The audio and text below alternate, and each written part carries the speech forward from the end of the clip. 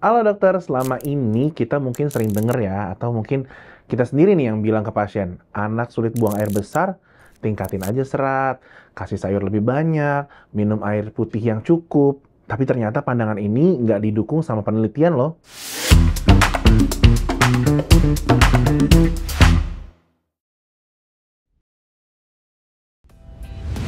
Sulit buang air besar atau konstipasi pada anak itu sebenarnya terbilang cukup sering terjadi. Sekitar 10% anak mengalaminya.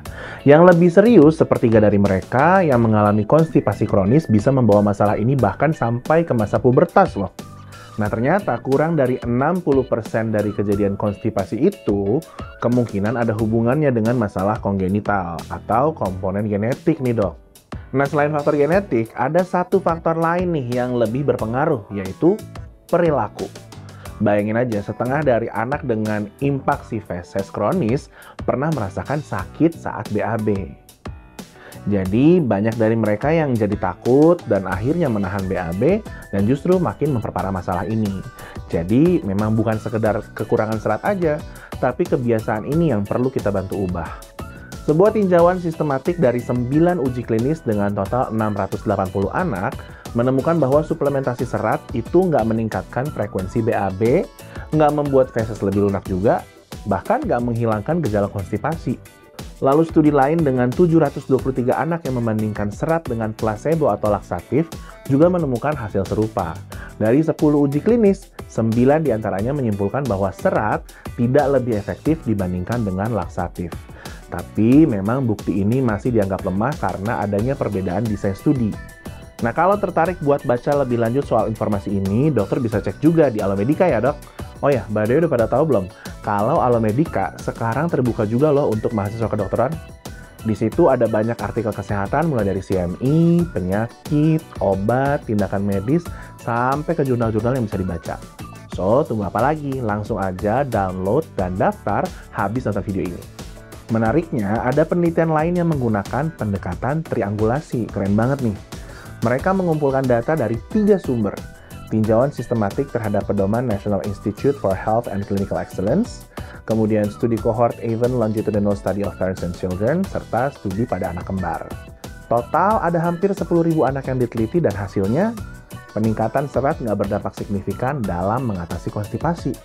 Pedoman klinis juga sejalan dengan temuan ini. Menurut National Institute for Health and Clinical Excellence, North American Society for Pediatric Gastroenterology, Hepatology and Nutrition, serta European Society of Pediatric Gastroenterology, Hepatology and Nutrition, tidak ada bukti kuat bahwa serat itu efektif untuk konstipasi fungsional pada anak.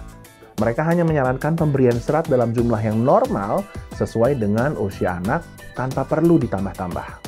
Sementara itu, American Family Physician merekomendasikan pemberian polyethylene glycol sebagai lini pertama, serta laktulosa dan juga enema sebagai lini kedua kalau diperlukan.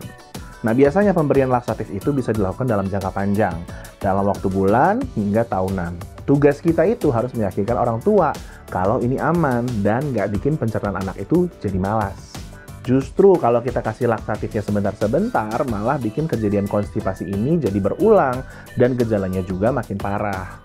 Konstipasi itu bisa memburuk pas mulai MPASI dengan makanan padat, waktu anak baru mulai sekolah atau lagi toilet training.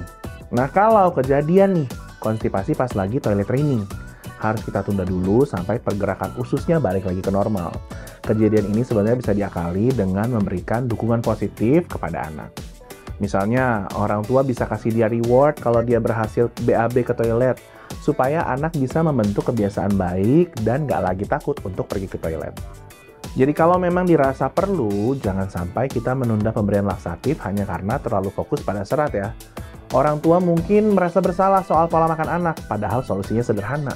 Laksatif jangka panjang yang rasional, plus edukasi kebiasaan BAB yang baik. Oke deh, jangan lupa untuk like dan share video ini ke teman-teman sejawat lainnya, kemudian subscribe juga ke channel Alomedica. Dan nyalain lonceng notifikasinya supaya dokter bisa selalu up to date sama video-video dari Alomedica berikutnya. Jadi dokter andal dalam genggaman, salam Alomedica.